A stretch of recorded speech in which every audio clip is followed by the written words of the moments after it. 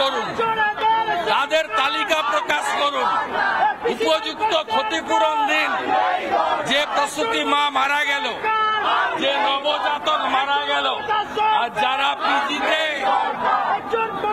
জীবনের সঙ্গে জীবন যুদ্ধে পাঞ্জা করছে, এবং ডাক্তারদের সাসপেনশন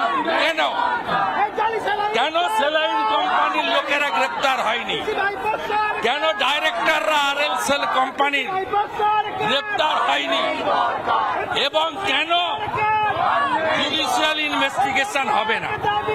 বলছি অভয়া কাণ্ড এখানে খুব ইম্পর্টেন্ট একটা বিষয়। অভয়া রায় বেরিয়েছে, কিন্তু রায় তো অনেকে খুশি নয়, আপনি কি? না, মমতা ব্যানার্জি প্রমাণ লোপাট করেছে। আপনার মমতা ব্যানার্জি প্রমাণ লোপাট করেছে বিনীত গোয়েল, সঞ্জীব ঘোষদের দিয়ে। আর এটা একার কাজ নয়, সঞ্জয়ের সঙ্গে অনেকে ছিল। অতএব এটা অসম্পূর্ণ বিচার, সম্পূর্ণ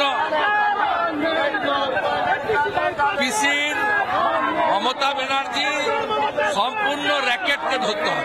আজকে রাজভবন যাবেন একজন স্যালাইন ভিকটিমকে নিয়ে। ডক্টর সেল বিজেপি ডক্টর শরৎ দত্ত মুখার্জির নেতৃত্বে তাদের প্রতিনিধিরা থাকছেন 5 জন। বিল যারা করেছেন ডাক্তার বিশ্বপতি মুখার্জি এবং অ্যাডভোকেট কৌস্তব বাগচি থাকছেন, এবং একজন পেশেন্ট যে পিজিতে ভর্তি আছে মাম্পি সিং, তার হাজবেন্ডকে আমরা নিয়েছি, একজন সিম্বলিক। আমরা এই টিমটা গভর্নর সাহেবের সঙ্গে 4 PM। অসংখ্য ধন্যবাদ। আমার সঙ্গে শুভেন্দু অধিকারী ছিলেন। শুভেন্দু অধিকারী কি কি বিষয় সরাসরি শুভেন্দু অধিকারী তার তালিকা প্রকাশ করতে হবে। হাজার হাজার প্রসূতি মাকে, দিদিকে, বাচ্চাদেরকে আপনারা যারা সেলাইন নিয়েছেন তাদের কিডনি নষ্ট হবে।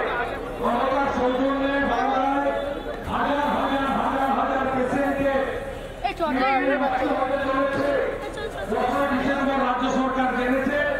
তারপরে যারা সেলাইন নিয়েছে তাদের তালিকা প্রকাশ।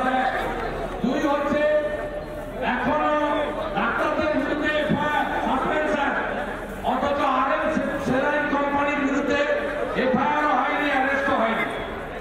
ডাক্তারবাবুদের সাসপেনশন তুলতে হবে, এফআইআর প্রত্যাহার করতে হবে। ডক্টররা আমাদের ন্যাশনাল অ্যাসেট। আমাদের দাবি 3, অ্যাপ্রোপ্রিয়েট ক্ষতিপূরণ 5 লাখ নয়। যে একজন প্রসূতি মা নবজাতক মারা গেছে 50 লক্ষ টাকা ক্ষতিপূরণ। যারা ইতিমধ্যে হসপিটালে আছেন অন্তত 10 লক্ষ টাকা ক্ষতিপূরণ তাদের দিতে হবে। নানা ধরনের কন্টেন্ট দেখার জন্য লাইক করুন, শেয়ার করুন আমাদের ফেসবুক পেজ, সাবস্ক্রাইব করুন আমাদের ইউটিউব চ্যানেল। পাশাপাশি অন্যান্য ব্রেকিং নিউজের জন্য অবশ্যই চোখ রাখুন রিপাবলিক বাংলায়।